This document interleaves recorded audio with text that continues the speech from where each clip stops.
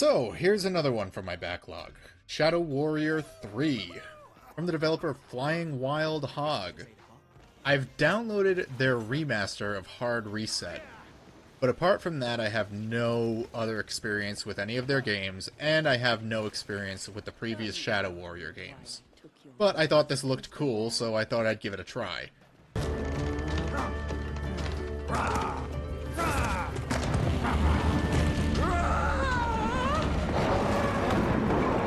The story for this game really barely matters. Our main guy, Lo Wang, gets beaten up by a big dragon and then gets help from some guy named Zilla to defeat it. I have no idea who these characters are, I have no idea what their backstory is. There are lore entries in the game, and I tried reading them, but they're really bare bones. They really don't fill you in. They kind of just assume you know who these characters are, or that you've played the previous games. I've seen other people say that this game is sort of a reboot, and that they might as well be completely different characters, but I have no clue. I have no point of reference, so just putting that out there. Where the hell am I? What the hell happened to my body? Hoji? Lo Wang has a friend named Ho Chi who's dead, and all he has left is his mask, and for some reason Zilla's plan to defeat the dragon involves using Ho Chi's magic mask. At some point while attempting to channel the mask's energy, Lo Wang sees Ho Chi's ghost or something. He decides to betray Zilla, and he takes the mask, and then for the rest of the game you've got Ho Chi with you. Sort of, as a ghost, talking in your ear. Hey, it's bigger than I remember. That's what she said. What I do know about the original Shadow Warrior is that it was made by the guys who made the Duke Nukem games. And similar to Duke Nukem 3D, I know Lo Wang used to have a lot of one-liners, and they try to do that here, but they're really bad. The dialogue kind of subscribes to the just keep talking style of comedy, and I'm gonna be honest, I didn't laugh a single time. The game is constantly trying to make you laugh, but never worked for me. It's raining demons! Hallelujah! It's raining demons! Hey, hey, hey! Now, all that said, despite the dialogue being really cringe, I did like Wang and Ho Chi's relationship to a degree. There were a few good moments here and there, but overall the story was just kind of a non-factor. Although I will say a nice touch is that Wang is voiced by the guy who played Bruce Lee in Once Upon a Time in Hollywood.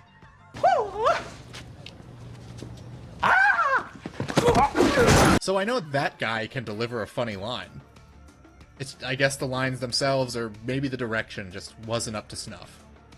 The older the tree, the deeper the roots. The older the asshole, the louder the toots. Also, ProZD voices Zilla, for what that's worth. Hey, he got a role, right? An Asian one. Just like he wanted.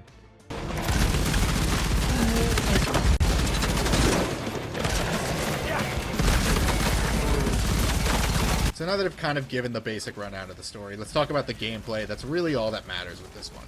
And the gameplay is really good. I've already said I haven't played the previous games. I barely even know what they look like.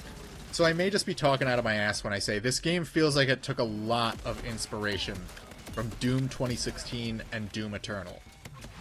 Maybe they had these mechanics in place before those games did, but I can't say. Like Doom Eternal, you've got executions, except instead of them being based on damage, they're based on a meter that fills up, so they're a lot less common.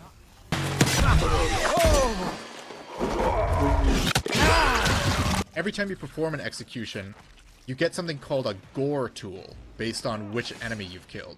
So it kind of works like Serious Sam 3's executions, but it's actually useful. My personal favorite tool that you can get is the firework launcher, just because it's kind of silly, but it's also like a BFG. It's like the toughest gun in the game. As soon as you get your hands on this thing, you can just lay waste to enemies.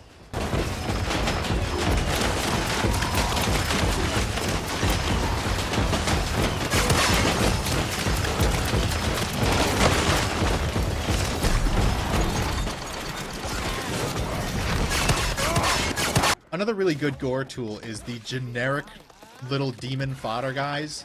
They only take one segment of your execution meter, but Killing them gives you an entire second health bar, making it one of the most useful ones in the game. More useful than a lot of the higher tier enemies. Unlike Doom Eternal, there is almost no exploration. I remember Doom Eternal getting a lot of criticism saying it's just a series of hallways that lead to arenas. That is literally this game.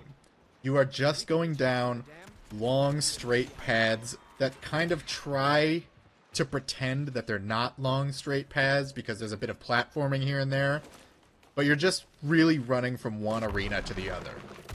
On very rare occasions, there's an item hidden off the beaten path, and it usually just leads you right back to the main path anyway.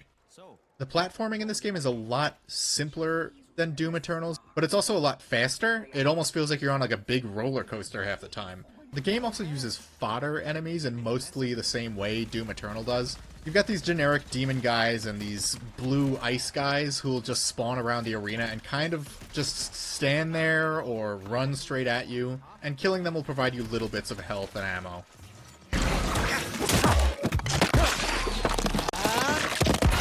The guns are the real star of the show, though. They look cool and they feel pretty good, although you don't really get that many of them.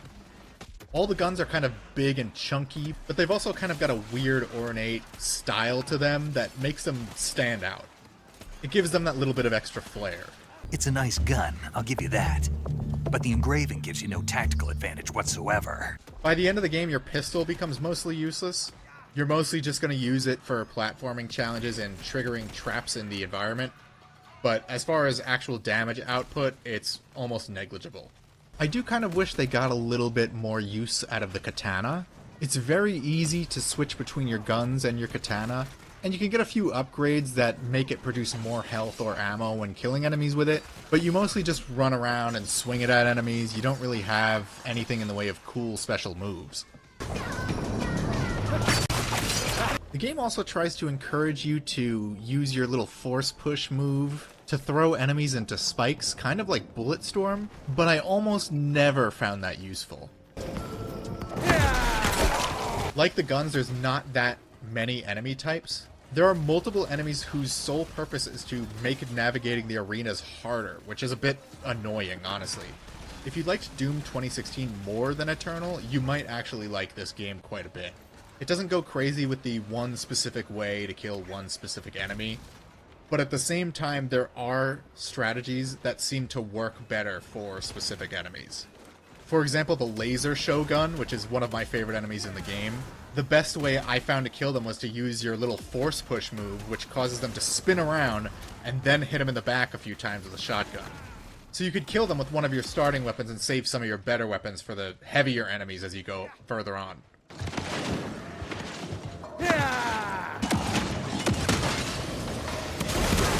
Or these samurai Ronin guys who will continuously spin around, but you can easily stop them from spinning by firing at them with the grenade launcher. My least favorite enemy are these guys who drill under the ground, who the game calls twins, even though every time they show up there's at least like 5 of them. And they are definitely the most annoying enemies in the game. They literally turn the floor into lava. And I found the Basilisk was the best weapon to use on them, because they're only above ground for a few seconds, and the grenade launcher isn't precise enough.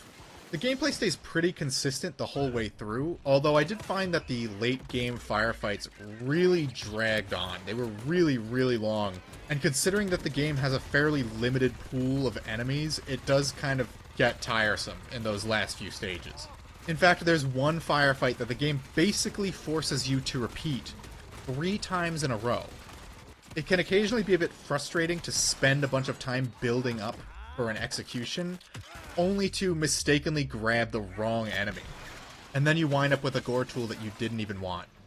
I didn't really encounter any glitches in this game. The only one I really noticed was sometimes the execution prompt didn't connect. Like, I'd press the buttons and the execution just wouldn't trigger.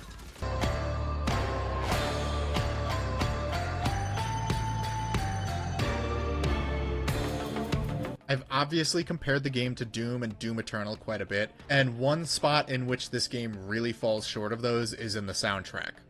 It's not bad. It just doesn't quite get you pumped for the action.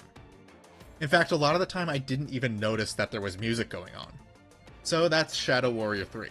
It's a short game, but I had a lot of fun with it, and I keep thinking about going back to play it. It was really a good time. You can get it pretty cheap now, and it goes on sale pretty often, and I would highly recommend it, especially if you like Doom 2016 or Doom Eternal, and you want something more like that. Just maybe consider turning the voice volume off so you don't have to listen to these god-awful one-liners. You better call your insurance agent, buddy. Because that's what I call a total loss of integrity. But I sincerely hope you check it out. I played through the whole game on hard mode. There is a higher difficulty called hero mode. And I might go back and play it because I really enjoyed it. Let me know what you think. Have you played this game before? Are you thinking of playing it? Let me know in the comments. Thanks for watching. See you next time. Thank you for that ringing endorsement.